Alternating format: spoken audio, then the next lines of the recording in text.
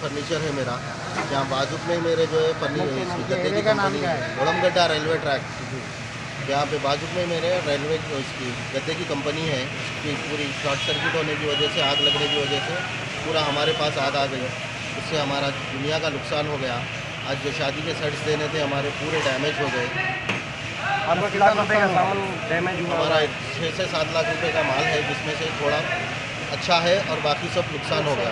ये हादसा कितने बजे हुआ? 10 से 10:30 के दरमियान में सिर्फ 10 मिनट में पूरी आग लग गई। फायर इंजन को कंफर्म करे बाद 1 घंटे के बाद फायर इंजन, पर हम लोग पूरा ये उन्हों तो उनके नाम कोई लेबर है ना कोई ओनर है उनका, फ़ोन करे तो उठा रहे नहीं, फ़ोन लग रहा भी नहीं।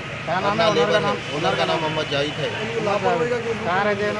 अब इन्हों रहते बारादरी में, मिश्रीगंज में। ना तो कोई आया उनकी तरफ से, ना उनके कोई लेबर दिख रहे हैं यहाँ पर।